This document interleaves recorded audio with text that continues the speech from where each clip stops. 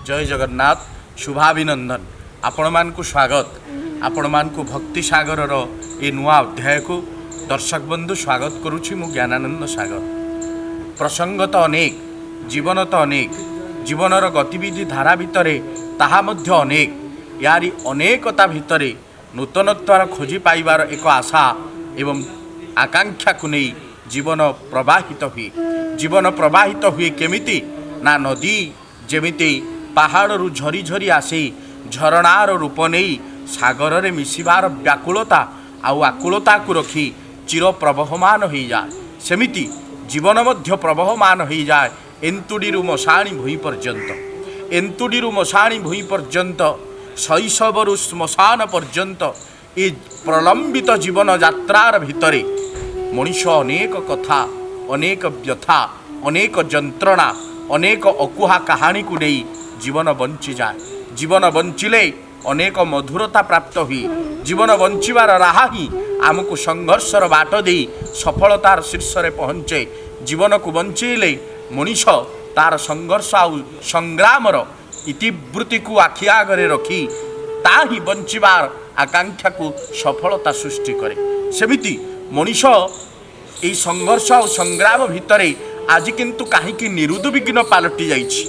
ए निरुद्विग्न पलटिबार कारण कौन हो पारे ए सबको जदि मनीष खोजी बसिब तेबे गोटे कथा पुराण कहानीर किंबदंती को मनीष मन भितरे पाछोटी आनिब। कारण मनीष जहाँ भी करुछि जहाँ भी चिंतन करुछि जहाँ भी करने को जाउछि जहाँ किछि मनरे विचार करुछि ताहा ईश्वरंकर आदेश रे ईश्वरंकर निर्देश रे ईश्वरंकर अनुभव रे ईश्वरंकर प्रेरणा रे ता जीवन यात्रा पथश्रांत होई आगो को बढ़ी चली। तेबे यारी भितरे मनीष कौन चिंतन करि पारे से चिंतन भितरे मनीष काहाठारु शिक्षा आवश्यकता रही आज से कथा को अनुभव करी भक्ति सागर नुआ भेटी देउची कथा कहानीर। এই कथा कहानी भितरे आमे लेउटिला बेले आम इतिहास पृष्ठार आम पुराण पृष्ठार आम किंबदंतीर आभास भितरे अनेक कथा आम मानकु शिक्षा देइछि मनर अनेक जंत्रणार अकुहा कथा।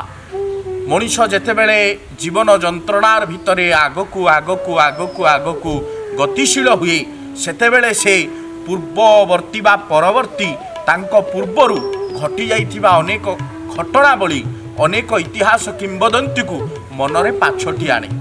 आम मानकु आम जीवनर धारा भितरे पूर्व पुरुष माने जहा किछि शिखई दे जाइछंती ताही आम पाई श्रेय आउ ध्येय हो जाइछि।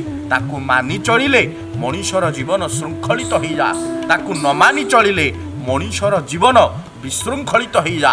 परिशेष रे पशु परि जीवन काटी मनीष शशा श्मशान भूरे लीन हो जाए सिना मनीष जीवनर महत्व को अनुभव करि पारे नाही। आपण जानी खुशी हेबे ये पुराण इतिहास पुराण किंबदंती पुराण कथा और गाथा अनेक अनेक ऋषि पंडित माने सृष्टि करि जाइछन्ति। व्यासंक ठारू आरंभ करी महर्षि वाल्मीकंक पर्यंत शुक मुनिंक ठारू आरंभ करी कपिल मुनिंक पर्यंत भृगुंक ठारू आरंभ करी वशिष्ठंक पर्यंत कथा कहानीर प्रवाह भितरे अनेक इतिहास पुराण आम आखि आगरे भासी उठिछि। रामायणर कथा वस्तु आम मानकु शिक्षा देइछि जीवन चलिबा पई। से महाभारतर कथा हो रामायणर कथा हो स्कंद पुराणर कथा हो वेद वेदांत साहित्य इतिहासर कथा हो ए सबु आम मानकु नुआ नुआ चेतना देइछि। आम मानक भितरे नुआ नुआ उद्बोधन देइछि। प्रत्येक चरित्र रु कहानी गुड़िक आम मानकु नुआ नुआ शिखई देइछि। तेणु मनीष से शिक्षा तो ही प्राप्त होई आगको बढ़िबार राह को धरी चली। तेबे यही शास्त्र गुड़ी को अनुसंधान कले मनीषर मानस पटरे शास्त्रर पृष्ठा भितरे आमको आसे 6 वेदांत षडतत्व शास्त्र पुराण कहानी उपनिषदर कथा चतुर्वेदर कथा पुराण कहानीर कथा यार भितरे मनीष अनेक किछि शिक्षा पाइछि। पूर्वरु जेतेबेले ऋषि मुनि मानकर शिक्षालय रे बा गुरु गृह रे रही विद्या अध्ययन करुथिले छात्र छात्री माने बा गुरुकुल आश्रम रे रहुथिबा शिष्य माने सेतेबेले एही 24टी विद्या को अध्ययन करुथिले। आज किंतु 24,000 विद्या रे आधुनिक मनीष पहुंची पारिछि। पूर्वर 24टी विद्या को अध्ययन करी से श्रृंखलित हो पारुथिले। आज किंतु 24,000 विद्या को अध्ययन करी मनीष विशृंखलित हो जाइछि। पूर्वर मात्र 4टी वेद को पढ़ी वेद वेदांतर कथा मनीष जीवनर महत्व को बुझी पारुथिले, किंतु आज 40,000 विद्या पाठयन कले मध्य मनीष केवल धन अर्थर उपार्जन पिछरे पहुंची पहुंची दौड़ी दौड़ी ता जीवन को विफलता करी दउछि। सबू रहिछि सबू न रहिछि, यारी भितरे केवल गोटे मात्र विशाल परिवर्तन मनीष जीवनर व्यवहारर परिवर्तन, अनुभवर परिवर्तन। परिवर्तन यह जे मनीष जीवनर भितरे पूर्वरु आउ अतीत वर्तमान भितरे व्यवधानर एक विशाल सृष्टि हो जाइछि, जे मनीष विशृंखलित हो जाइछि। ए श्रृंखलार कहानी को नहीं केमिति हवा आवश्यक, से पुराण गुड़िकर चरित्र आम मानकु कौन शिक्षा देइछि ताहा आमे जानिबा।